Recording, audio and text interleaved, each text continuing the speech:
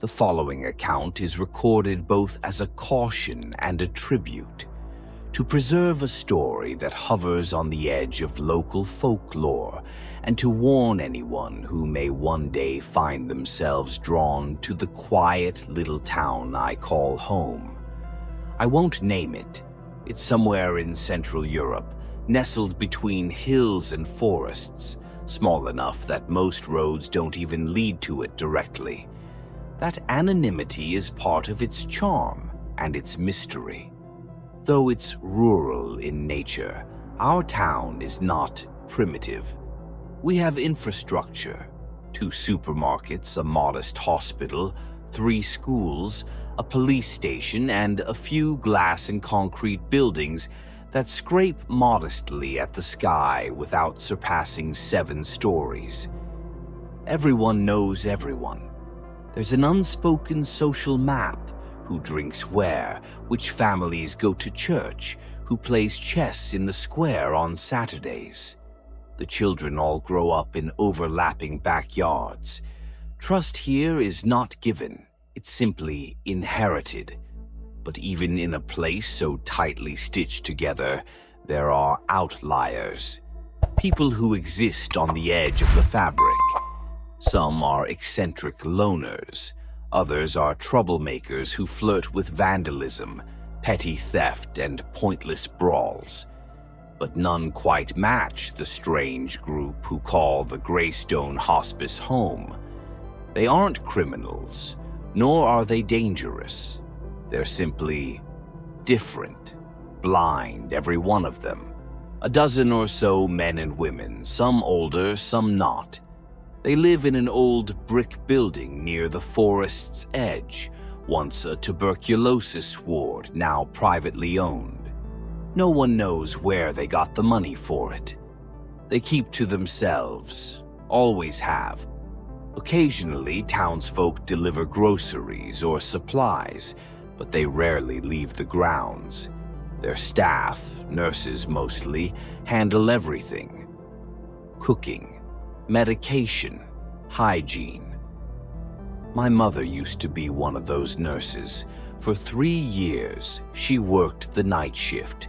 She never had a bad word to say about them. On the contrary, she said they were gracious, warm even, and full of stories. They told her about their lives before they went blind: teachers, carpenters, fishermen, even a retired opera singer. She came home with tales that felt more like fairy tales than memories.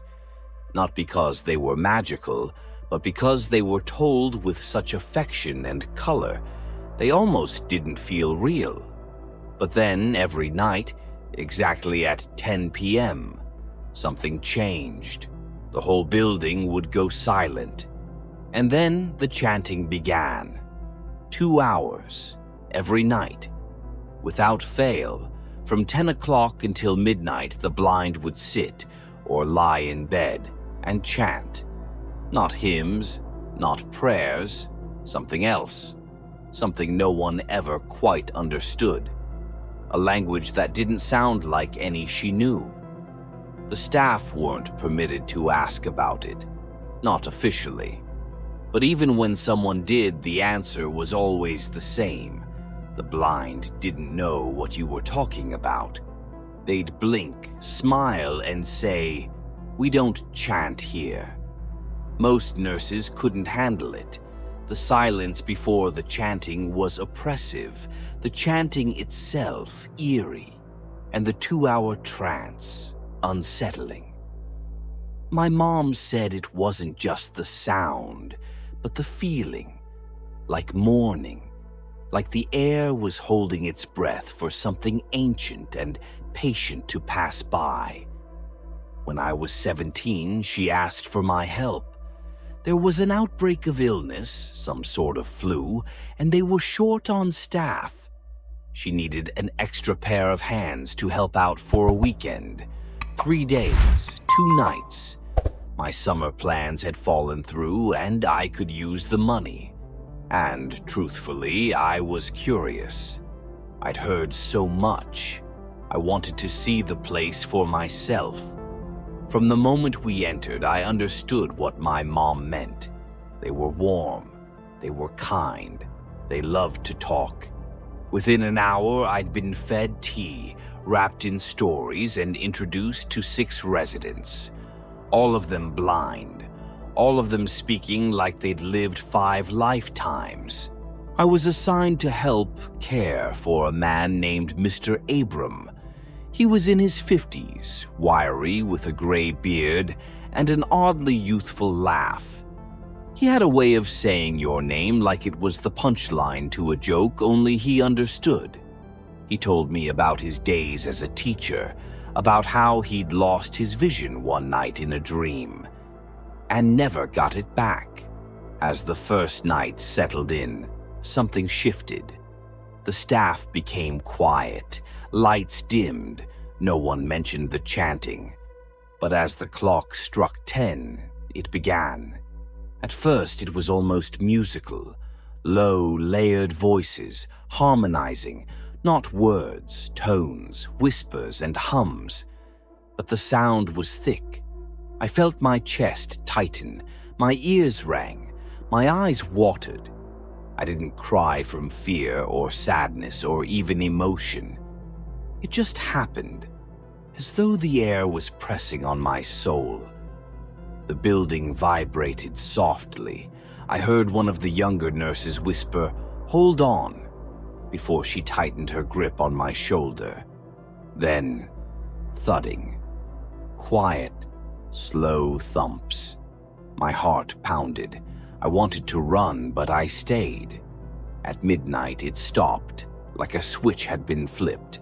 No decrescendo, just silence. And then the snoring began. The next day, we didn't speak about it. No one ever did. It was as though it didn't happen.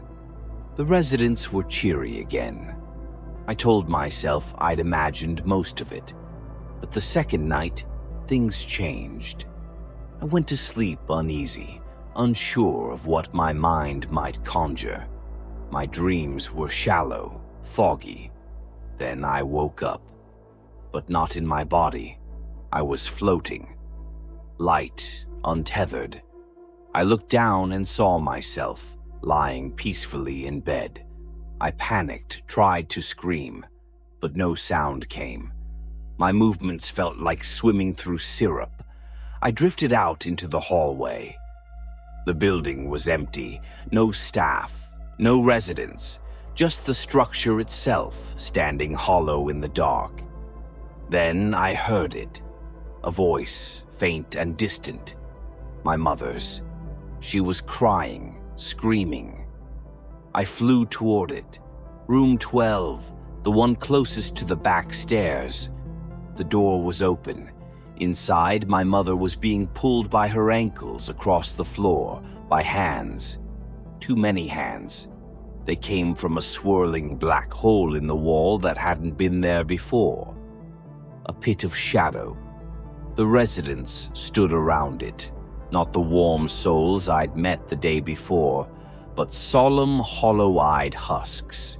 They chanted not with sound, but with light pouring from where their eyes should have been. And then, Eleanor appeared. I hadn't met her before. She was younger than the rest. Mid-30s, maybe.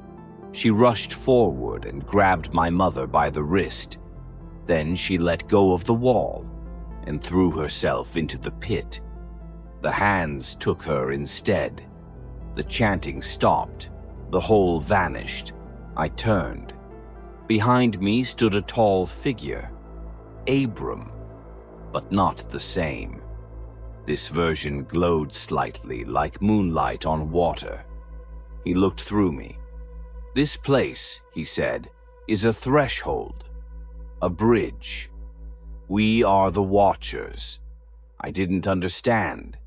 He explained. They weren't born blind. They were made blind by this place. As teens, just like me, they had come into the building during an open night. Some by accident, some by fate. They saw things they shouldn't have, things not meant for daylight. The choice had been simple: lose someone they loved to the darkness, or lose their sight and serve as guardians between worlds. The chanting, he said, is how we hold the gate. He pointed at me. You were chosen, but someone took your place. Eleanor. He told me I would forget most of it soon, but not all of it. Enough would remain to call me back when the time came. I woke up in bed. My mother was fine. No one remembered a thing, except me. I ran to room 12. It was empty. Eleanor had passed away during the night. Peacefully in her sleep, they said. No autopsy, no questions, just sorrow. We held a small ceremony. The residents sang. No chanting, just real human voices. It was beautiful. Years have passed since then. I visit now and then. The staff changes, the residents too. But some of them stay. Some of them remember. And me. I see the world differently now. I look at blind men and women and I wonder, are they guarding us from something we cannot see? And sometimes, late at night, when the world goes quiet, I hear faint chanting, far off in the dark. I don't know if I'm meant to join it, but I know better than to ignore it.